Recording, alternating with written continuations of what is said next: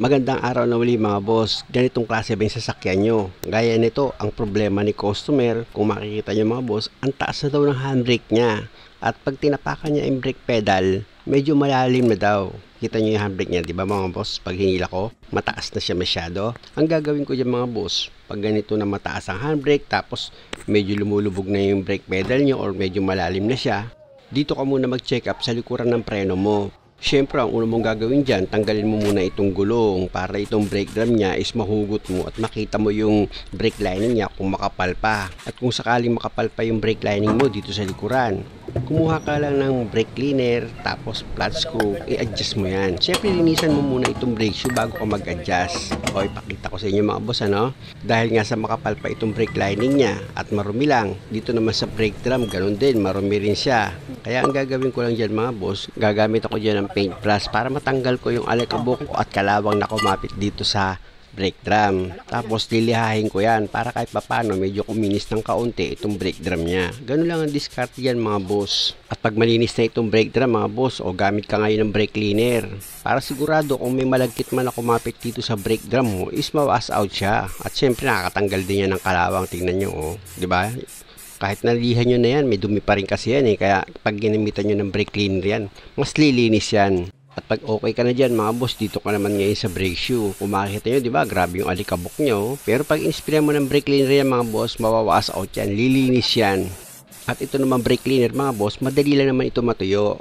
Ano lang yan, a minute lang yan, tuyo na yan. At pag tuyo na yan, pwede ka na ngayon mag-adjust dito sa brake adjuster mo. Gagamit ka lang naman dyan ng flat screw mga boss. Sikwatin mo pa angat yung adjuster niya.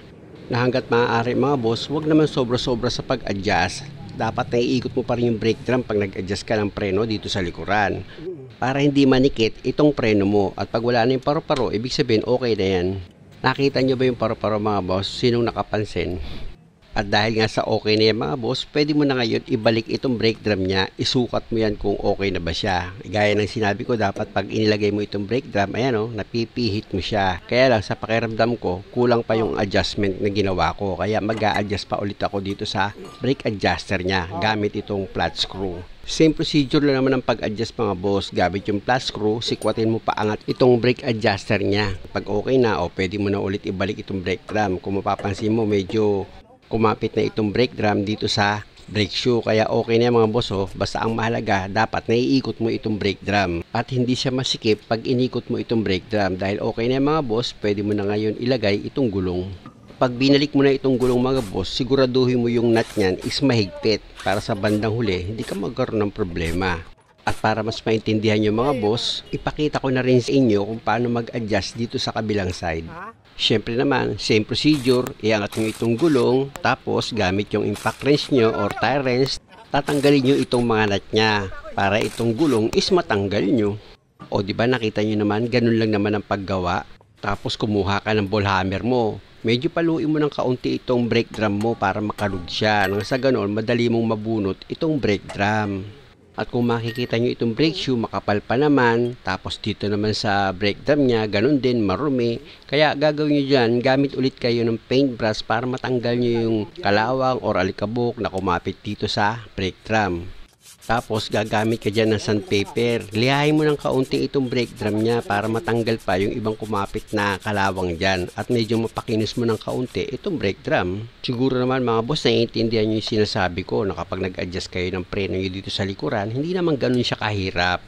Basta't sigurado kayo na yung preno nyo sa likod bago nyo siya i-adjust is makapal pa yung brake lining niya. Hindi yung manipis na adjust pa kayo ng adjust ay may possible yun mga boss, masisira itong brake drum nyo. Pag nag-adjust kayo ng preno nyo na manipis na itong brake lining. Unang-una, pag sobrang nipis na ng brake lining, hindi na siya advisable para i-adjust mga boss. Dapat yun pinapalitan na. Dahil pag manipis na yung brake lining, tumitigas din yan mga boss. At pag tumama yan dito sa brake drum mo, pwede na siyang makagasgas. Kaya malaking bagay din mga boss yung nagpapalinis ka ng preno mo tapos nagpapa-adjust ka. Kesa naman yung hihintay mo na lang na magkaroon ka muna ng problema dito sa preno mo bago ka magpagawa. Pero kung mapapanood mo itong video ko, siguro hindi mo na kailangan pumunta sa pagawaan. Kung maiintindihan mo lang maigi kung paano ko ginagawa itong preno, lalo't ganito yung sasakyan mo. O tingnan nyo mga boss, dahil malinis na yan, di ba? At tuyo na. pwede ka na ulit ngayon mag-adjust dito sa brake adjuster niya.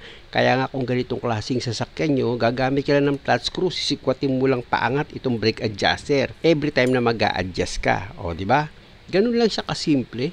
Pag nai-adjust mo na yan, o kunin mo yung brake drum mo, ibalik mo na, isukat mo na dito sa brake shoe kung tama na ba yung adjustment na ginawa mo. Pag medyo masikip siya mga boss, hindi mo may pasok itong brake drum, madali lang yan.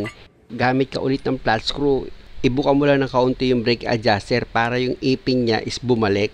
At ito naman brake shoe, luluwag yan. O tignan nyo mga boss, isalpak ko na ito brake drum niya. May lasalpak ko na, o diba? Maluwag na siya ulit.